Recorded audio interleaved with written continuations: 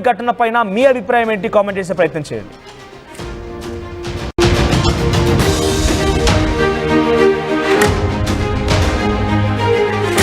చూస్తున్నాం, కట్టుకున్న భార్యే కాలయముడైపోయి భర్తను హతమార్చింది. ఏం తెలియనట్టుగా అమాయకురాలుగా నటించి అక్కడి నుంచి తుర్రుమని పారిపోయింది. ఈ ఘటన మేఘాలయలో చోటు చేసుకుని మేఘాలయలో హనీమూన్ కపుల్ సంబంధించినటువంటి అంశంలో ఒక బిగ్ ట్విస్ట్ నెలకొంది. వీరిద్దరికీ పెళ్ళైన చూడండి, ఆ విజువల్స్ చూస్తున్నారు కదా, చాలా క్లియర్ గా ఫస్ట్ నుంచి ఈ విషయాన్ని మీకు కొంత అర్థమయ్యే రీతిలో చెప్పాలనుకుంటున్నాను. సో ఇక్కడ కనిపించేటువంటి ఆ అమ్మాయి పేరు సోనం, ఆయన పేరు రఘువంశీ, రాజా రఘువంశీ. అయితే ఆ వివాహ సందర్భంలో కూడా కొంత ఇబ్బందికరంగా ఒక బలవంతపు వివాహంలానే కనబడుతోంది. అక్కడ ఉన్నటువంటి పెళ్లిని చేసేటువంటి పంతులు కూడా నవ్వమని చెప్పిన నవ్వడం లేదు. చాలా బిగుసుకు పట్టుకపోయి కూర్చుంది. ఏమాత్రం తన ఒంట్లో తన దగ్గర ఒక పెళ్లి చేసుకుంటున్న ఆనందం కానివ్వండి లేకపోతే ఏదీ లేదు. చాలా బిగుసుకుపోయి కూర్చుంది. అలానే చాలా కోపంగా గంభీరంగా ఆగ్రహంతో ఉన్నట్టుగానే ఉంది. ఏమాత్రం నవ్వడం లేదు. అయితే ఆ రోజు తర్వాత హనీమూన్ అని చెప్పి ఈ నెల మే 22న మవల్కియాట్ విలేజ్ దగ్గరికి వెళ్ళిపోయారు. మేఘాలయ వెళ్ళారు ఈ జంట. మేఘాలయలోని మవల్కియాట్ విలేజ్ లోకి వెళ్ళిపోయి 300 స్టెప్స్ ఎక్కి నాన్ గ్రియాట్ అనేటువంటి ఒక లివింగ్ రూట్ బ్రిడ్జెస్ ని వారంతా అక్కడికి ఎక్కారు, అధిరోహించారు. They spend that night. ఆ రోజు మే 22న అక్కడే గడిపారు. ఆ తర్వాత వారంతా కూడా నెక్స్ట్ డే మార్నింగ్ ఒక బైక్ తీసుకొని రెంటల్ బైక్ ద్వారా అక్కడ ఉన్నటువంటి చుట్టుపక్కల పరిసర ప్రాంతాలను ఎక్స్ప్లోర్ చేయాలనుకున్నారు. అయితే మే 22న ఆ జంట అక్కడికి వెళ్ళిపోయి ఒక హోటల్లో రూమ్ బుక్ చేసుకొని అక్కడే ఉండిపోయారు. మే 23కి వచ్చేసరికి వారి యొక్క కాంటాక్ట్ కుటుంబం నుంచి దూరం అయిపోయింది. ఏమాత్రం కాంటాక్ట్ లేదు, కుటుంబానికి అందుబాటులో లేరు, ఎక్కడున్నారు తెలియడం లేదు, ఎక్కడికి పోయారు తెలియడం లేదు, ఇదంతా ఏం తెలియడం లేదు. కానీ ఆఖరికి వస్తే మే 27 వరకు కూడా ముఖ్యమంత్రి వరకు వెళ్ళింది, మధ్యప్రదేశ్ ముఖ్యమంత్రి వరకు వెళ్ళింది ఘటన. వీళ్ళందరూ కూడా మధ్యప్రదేశ్ రాష్ట్రానికి సంబంధించిన వాళ్ళు. సో మధ్యప్రదేశ్ ముఖ్యమంత్రికి వెళ్తే మధ్యప్రదేశ్ ముఖ్యమంత్రి కాస్త మేఘాలయ ముఖ్యమంత్రి కోనార్డ్ సంగ్మాతో మాట్లాడుకొచ్చారు. సో అక్కడ మాట్లాడి ఎప్పటికప్పుడు ఈ విషయం పైన ఆరా తీస్తూ ఉన్నారు. ఏం జరిగిందో తెలియలేదు, అసలు ఎక్కడికి వెళ్ళారో కూడా అర్థం కావడం లేదు. ఈ నేపథ్యంలోనే జూన్ 2న రాజా రఘువంశీ యొక్క మృతదేహం లభించింది. మేఘాలయ ప్రాంతంలోని రాజా రఘువంశీ మృతదేహం లభించింది.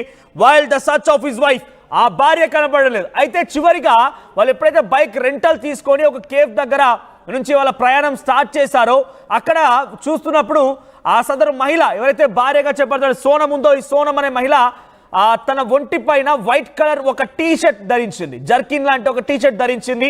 అయితే ఆ మృతదేహం ఎక్కడైతే పడి ఉందో రాజా రఘువంశీ భర్త మృతదేహం పడి ఉన్న చోట భార్య యొక్క టీ షర్ట్ లభ్యమైందట, వైట్ కలర్ జర్కిన్ లాంటి టీ షర్ట్ లభ్యమైంది. వెంటనే అక్కడికి వెళ్ళినటువంటి పోలీసు అధికారులు ఏమనుకున్నారంటే ఎవరు దుండగులు ఇక్కడికి వచ్చి ఆ భార్య పైన అత్యాచారం చేసి ఆ భార్యని హతమార్చి లేకుండా భార్యని కిడ్నాప్ చేసి భర్తని చంపేస్తారేమో అనేటువంటి అనుమానం వ్యక్తం చేశారు. అలా వెళ్తూ ఉండగా జూన్ 2న మృతదేహం లభించిన నేపథ్యంలో మొదటిగా అనుమానించిన విధానం ఇది. ఇక జూన్ 4కు వచ్చేసరికి జూన్ 4న ఆ టీ షర్ట్ని స్ట్రిప్ ఆఫ్ మెడిసిన్, ఆ టీ షర్ట్లో కొన్ని మెడిసిన్స్ కూడా ఉన్నాయట.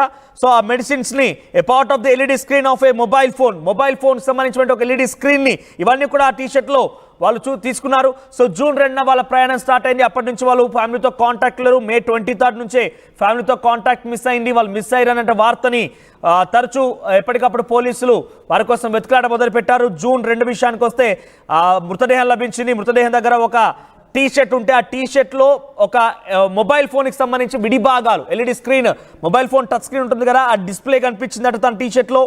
ఒక స్మార్ట్ వాచ్ కనిపించింది. తర్వాత ఒక స్ట్రిప్ ఆఫ్ మెడిసిన్స్ కనిపించాయి ఆ టీ షర్ట్లో. ఇవన్నీ కూడా మహిళ ధరించేటువంటి ఒక వైట్ టీ షర్ట్. ఆ తర్వాత 6వ తేదీన ఎక్కడిది, అసలు వీళ్ళు ఎక్కడి నుంచి స్టార్ట్ అయ్యారు ఏంటి అనే విషయాన్ని వాళ్ళంతా పోలీసులు కొంత పరిశీలిస్తుండగా వీళ్ళంతా స్టార్ట్ అయింది ఒక కేఫ్ దగ్గర నుంచి, రెంటల్ బైక్ ద్వారా ఆ కేఫ్ దగ్గర నుంచి వాళ్ళంతా స్టార్ట్ అయిపోయారు ఇద్దరు కూడా.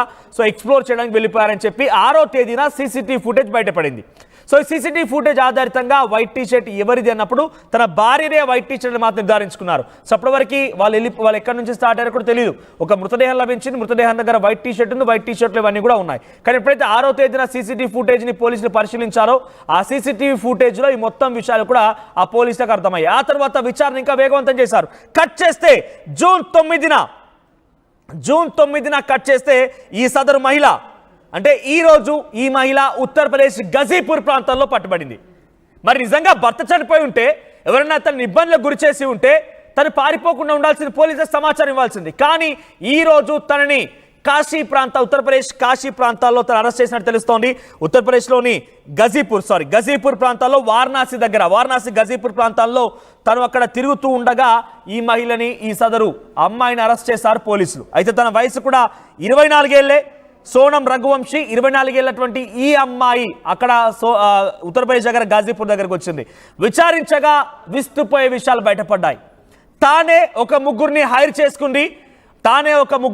చేసుకుంది. ఉత్తరప్రదేశ్ రాష్ట్రానికి సంబంధించిన వారంతా కూడా ఆ ముగ్గురు ద్వారా ఈ భర్తని హతమార్చే ప్రయత్నం చేసింది. ముగ్గురిని కాంట్రాక్ట్ కిల్లర్స్ని హైర్ చేసుకుంది. ఆ కాంట్రాక్ట్ కిల్లర్ సహాయంతోనే ఈ రకమైనటువంటి ఒక దారుణానికి పాల్పడింది. భర్త పాలిట యముడిలా మారింది ఆ సదరు మహిళ. చూడండి, ఇక్కడ హనీమూన్ కని వెళ్ళారు. నిజంగా ఇష్టం లేకపోతే నాకు వివాహం వద్దని చెప్పాలి. కానీ వివాహం చేసుకునేటువంటి సమయంలో కూడా చాలా ఇబ్బందికరంగా తనకు కనిపించింది. తన భర్తతో ఏమాత్రం కూడా కలివిడిగా లేదు, మొహం మీద నవ్వు లేదు. చాలా బాధ, ఆవేదన, ఆగ్రహం మొత్తం కూడా తన మొహంలో కనిపించాయి. ఆ తర్వాత హనీమూన్ కోసం వెళ్ళినటువంటి రోజున మే 22 వరకు కూడా ఫ్యామిలీతో కాంటాక్ట్లో ఉన్నారు. అంతా సవ్యంగానే ఉంది. అక్కడ లివింగ్ రూట్ బ్రిడ్జ్ అనేటువంటి ఒక ప్రాంతానికి 300 స్టెప్స్ ఎక్కి అక్కడ ఒక నివాసం దగ్గర వారంతా ఉన్నారు. అక్కడ స్టే చేశారు ఒక హోటల్లో. ఆ తర్వాత మరుసటి రోజు మే 23న అక్కడ నుంచి ప్రయాణం స్టార్ట్ చేశారు. ఒక కేఫ్ దగ్గర నుంచి వారంతా బైక్ రెంటల్ తీసుకొని ఎక్స్ప్లోర్ చేయడం కోసం బయలుదేరారు. మే 27 వచ్చేసరికి ఏకంగా మధ్యప్రదేశ్ ముఖ్యమంత్రి ఈ విషయం పైన, ఈ సంఘటన పైన మేఘాలయ అధికారులతో మాట్లాడడం మొదలుపెట్టారు. ఒక అబ్బాయి కనిపించకుండా పోయారనేటువంటి విషయాన్ని అక్కడి మేఘాలయ అధికారులతో మాట్లాడుకొచ్చారు. ఆ తర్వాత మే 27 రోజున ముఖ్యమంత్రి మాట్లాడితే జూన్ 2న రాజా రఘువంశీ మృతదేహం లభ్యమైంది. ఆ మృతదేహం పక్కనే ఒక వైట్ కలర్ టీ షర్ట్ ఉంది. ఆ టీ షర్ట్లో ఒక ఎల్సిడి డిస్ప్లే, మొబైల్ ఫోన్కి సంబంధించి విడిభాగాలు ఉన్నాయి. ఆ టీ షర్ట్లోనే ఒక మెడిసిన్ స్ట్రిప్ ఉంది. ఇతరత్ర వాచెస్ అవన్నీ కూడా ఉన్నాయి. అయితే ఈ టీ షర్ట్ ఎవరిది? మరి రాజా రఘువంశీని చంపింది ఎవరు? అసలు తన భార్య సోనం ఎక్కడికి వెళ్ళిపోయింది? సోనం, ఇదే విజువల్ చూడండి. ఇదే ఆ విజువల్ తను వేసుకున్నటువంటి ఆ టీ షర్ట్ చూడండి. పైన లోపల కనిపిస్తుంది కదా వైట్ టీ షర్ట్. ఆ వైట్ టీ షర్టే పోలీసులకు లభించింది. ఆ వైట్ టీ షర్ట్లోనే మెడిసిన్ స్ట్రిప్స్ ఉన్నాయి, ఒక వాచ్ ఉంది, మొబైల్ ఫోన్కి సంబంధించి విడిభాగాలు ఉన్నాయి. ఈ ఘటన జరిగింది మే 23న. వారు ఎప్పుడైతే హోటల్లో స్టే చేశారో, హోటల్ నుంచి వేరే ప్రాంతానికి మూవ్ అవుతున్న సమయంలో ఆ హనీమూన్ ట్రిప్లో భాగంగా ఎక్స్ప్లోర్ చేస్తున్నప్పుడు ఒక కేఫ్ దగ్గర ఆగిపోయి ఆ లగేజ్ మొత్తాన్ని కూడా రెంటల్ బైక్లో వారంతా పెట్టేస్తూ ప్రయాణాన్ని ప్రారంభించారు. అయితే ఈ ఘటన ఎప్పుడు బయటపడిందంటే మే 6న, ఎప్పుడైతే మే 2న రాజా రఘువంశీ యొక్క మృతదేహం లభించిందో, ఆ లభించిన దగ్గర ఆ మహిళ యొక్క వేసుకున్నట్టు ధరించిన ఆ వైట్ టీ షర్టే పోలీసులు దొరికింది. ఆ తర్వాత మే 6న పోలీసులు చాలా క్షుణ్ణంగా రాజా రఘువంశీ ఇలా చనిపోయాడు అనేది ప్రతి ఒక్క విషయాన్ని ఆరా తీస్తూ ఉంటే పోలీసులకి ఈ సీసీటీవీ విజువల్ బయటపడింది. కట్ చేస్తే మే 9 అంటే ఈ రోజున ఉత్తరప్రదేశ్ గజీపూర్, వారణాసి ప్రాంతాల దగ్గర అర్ధరాత్రి 1 గంట సమయానికి ఈ మహిళ ఒంటరిగా అక్కడ కలే తిరగడం చూశారు పోలీసులు. వెంటనే అదుపులోకి తీసుకొని విచారిస్తే కాంట్రాక్ట్ కిల్లర్, నా భర్త నేనే చంపించాను, ఒక ముగ్గురికి నేను డబ్బులు ఇచ్చాను, ముగ్గురికి డబ్బులు ఇచ్చి వారి చేత ఈ హత్య చేయించాను, నా భర్తను చంపింది నేనే అనే విషయాన్ని ఒప్పుకుంది సోనం. తనంతట తానే లొంగిపోయింది. పోలీసులు తనని విచారించగా తను చేసిన నిజాన్ని ఒప్పుకుంది. ఇప్పటివరకు ఎవరికైతే ముగ్గురిని కాంట్రాక్ట్ కిల్లర్స్గా మార్చుకుందో ఆ ముగ్గురులో ఇద్దరు కూడా పోలీసులు అయితే లొంగిపోయారు. పోలీసులు వారు అరెస్ట్ చేశారు. మరొక వ్యక్తి ఇంకా లొంగాల్సి ఉంది. సో నిజంగా చూడండి, కట్టుకున్న భార్యే కాలయముడైపోయి భర్తని హతమార్చింది. సో ఎంత దుర్మార్గానికి దారితీస్తుందనంటే, బయటకు తీసుకువెళ్ళి ఇంట్లో ఉంటే భవిష్యత్తు తనకు వీలు కాదనుకుందో ఏమో, కానీ హనీమూన్ పేరిట భర్తని ఫోర్స్ఫుల్గా బయటకు తీసుకెళ్ళి అక్కడికి వెళ్ళిన తర్వాత ఎంజాయ్ చేద్దామని చెప్పి అంతా సవ్యంగానే నటించి ఆఖరికి వస్తే భర్తనే ఒక కాంట్రాక్ట్ కిల్లర్ చేత చంపించినటువంటి ఒక దుర్మార్గానికి పాల్పడింది సదరు మహిళ. అంటే ఇటువంటి వారు ఎలా శిక్షించాలో మీరు కామెంట్ చేయండి.